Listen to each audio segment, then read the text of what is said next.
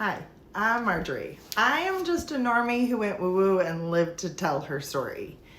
In the last 8 years, I lost my mom to cancer, had my third baby, changed jobs, divorced my ex of 20 years, went no contact with my entire family, lost friends I thought I would have forever, moved states without a real plan on where I would end up, with children and an ex who followed, and somehow still made it out alive.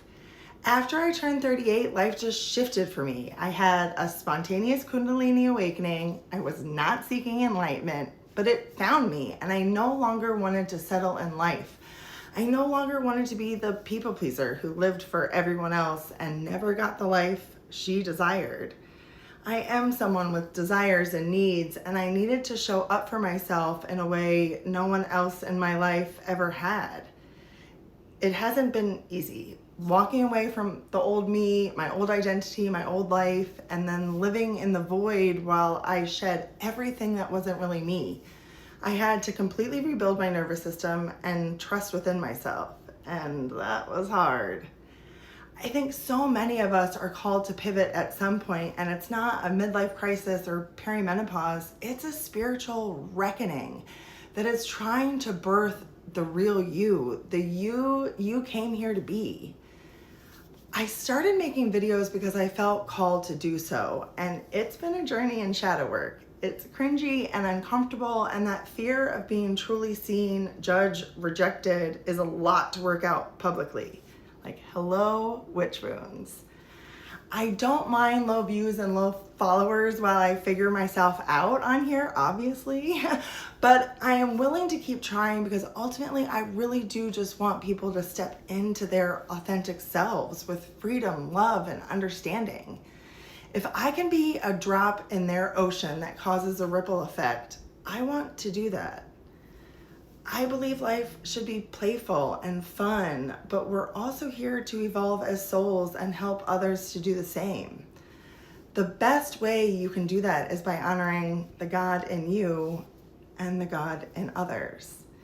And yes, I believe in astrology and reincarnation, yet I love God fiercely, and I believe Jesus, Yeshua, energy is real, but we may have gotten a little confused about some of his messages. I don't believe God is a man, but rather something we cannot conceptualize. God is an energy, a life force that lives within each and every one of us.